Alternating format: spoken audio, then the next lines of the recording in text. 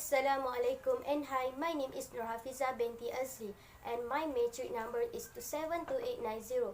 We are from Group 2 would like to present a study on Acargo e-commerce time series data using univariate time series and Box-Jenkins. It is not undeniable that Acargo is one of the most important for e-commerce industry. The demand for e-cargo are increased rapidly during the pandemic. E-commerce has transformed the way we do logistics.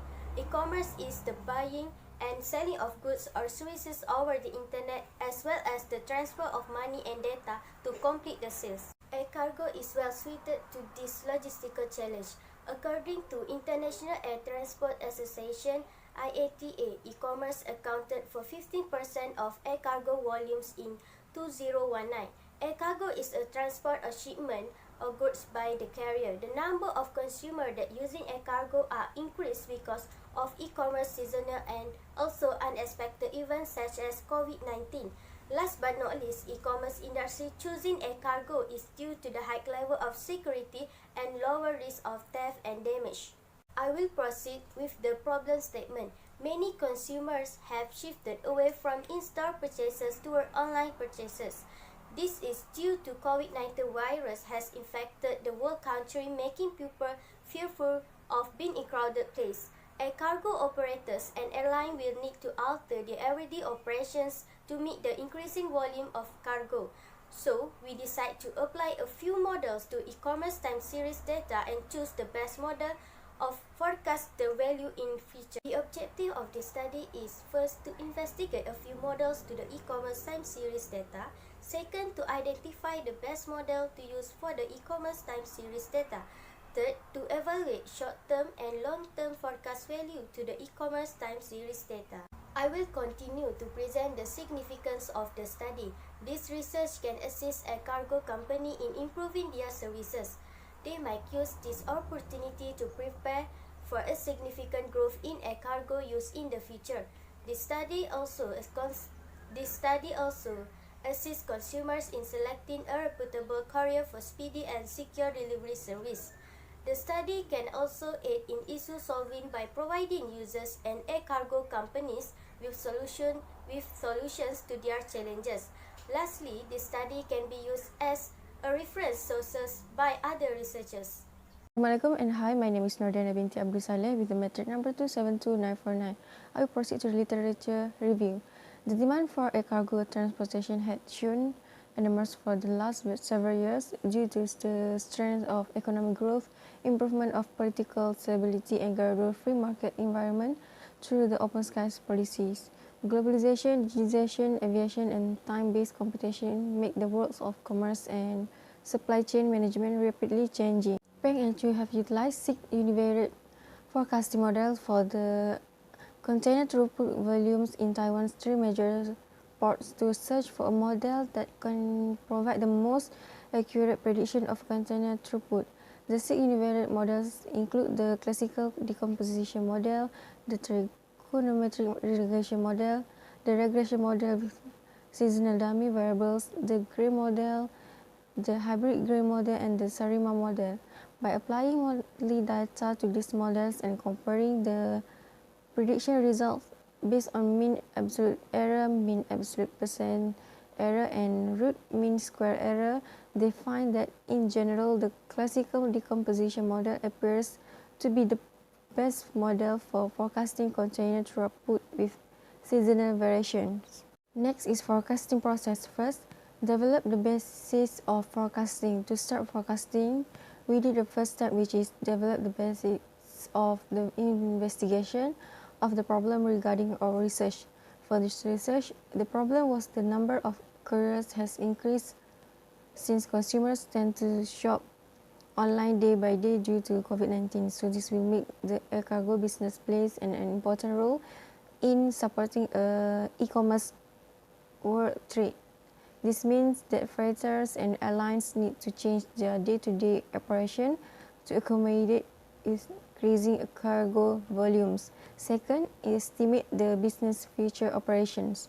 After we have investigated the problem that we face, next step we estimate the e-commerce of industry future conditions so that we can proceed to do project and analyze about the e-commerce using Aircargo in the upcoming future for the certain period.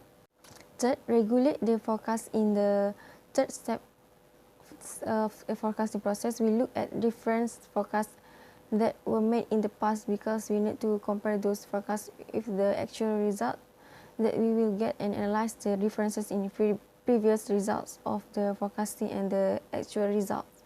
And then lastly, review the process. All of the forecasting steps mentioned above are thoroughly checked repeatedly to ensure there are no minute details that have been missed in the process of forecasting the future trends of e-commerce using Aircargo. For the forecasting method, quantitative forecasting models are used to forecast future trends of e-commerce using Aircargo as a function of past data. They are appropriate to use because numerical data is available and it is reasonable to assume that some of the patterns in the data are expected to continue into the future. Our method involves a seasonal autoregressive integrated moving average SARIMA model, which is used when there are trends and seasonality in time series data. The SARIMA incorporates seasonal terms in a general autoregressive integrated moving average ARIMA model. The ARIMA model is more suitable for short-term prediction than long-term prediction because it gives more weight to historical observations that are closer to recent times than to the distant past. In order to construct the ARIMA model, the first step is to satisfy the stationary of the average and the variance of data. The second step is an identification step in which the correlation between observed values in the time series is measured to temporarily determine autoregressive elements and moving average elements. Correlation is measured by an autocorrelation function and a partial autocorrelation function. The third step is an estimation step which estimates the coefficient of the model selected in the identification step and determines the statistical significance of the estimated parameters. Here, if the estimated parameters are not statistically significant, we must go back to the identification step and temporarily select another ARIMA model. The fourth step is to determine whether the estimated model is statistically appropriate. The fourth step validates for the independence of white noise through verification methods such as residual autocorrelation functions, t-test statistics, and chi-square test. The model that matches the verification results is rejected, and the three steps of identification, estimation, and model verification are repeated until a final model is found. Predicted values are obtained based on the model that is finally confirmed. That's all for me. Thank you. Assalamualaikum. My name is Nur Shamimi Shasha binti Suhaimi and my matrix number is 273968. Firstly, I will discuss about the time series component. The data from 2008 to 2017 was considered as an estimation component of the data and was used to analyze the time series component. To analyze the trend component, we use trend modeling. We can see from the analysis of variance that the linear trend's significant level is less than 0.05. This demonstrates that there is sufficient evidence to support in the existence of a linear trend in the data. We can also see that the t and t-square values are significant because they are not close to zero. As a result, we can conclude that the data contain a quadratic trend and therefore trend component exists in the data. The graph in figure 1 demonstrates this quadratic trend component. For seasonal component, we can simply look at the line graph in figure 2 to see if the seasonal component exists. The graph shows that the total cargo rises and falls in a predictable pattern over time. In other words, the increases and decreases appear to be fairly regular, which may be due to seasonal component. We can also identify the seasonal component by plotting the ACF and PACF to back up our findings. Figure 3 shows that the diagram fluctuates left and right, and the slow decreases in the ACF as the lags increase is due to the trend, where the scallop shape is due to the seasonality with different autocorrelation values. As a result, it can be concluded that the seasonal component exists. The cyclical component was identified using the residual method. The residual method revealed that the relative cyclical residuals were mostly negative in the middle of the data series. It has some positive value at the beginning and end of the series. The positive values could not be assumed to be cyclical because some of them occurred only once each time. As a result, no cyclical component was found in this study. Figure 4 shows that there was no abnormal scenarios for total cargo from quarter 1 to quarter 4 from 2008 to 2020. As a result, this time series data contains no irregular component. The next part is model estimation. The forecasting methods chosen are Hodge method, time series regression, Botz-Jenkins and knife with trend method. The forecasting method that suited data behavior were developed and the results were analyzed. The Hodge-Winters trend and seasonality is most suitable when seasonality exists. Two assumptions can be made with regard to the relationship of these components, which are additive effects and multiplicative effects. Based on Table 1, the measurement of error of additive Hodge-Winter is smaller than multiplicative Hodge-Winter, so additive Hodge-Winter is suitable to forecast the total cargo. The first step in Botz-Jenkins is to determine whether or not a seasonal component exists and whether or not it is stationary.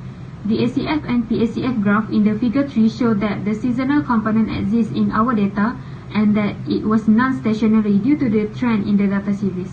Because the data is non-stationary and has seasonality, we must perform seasonal and non-seasonal differencing, and the line chart are shown in figure 5.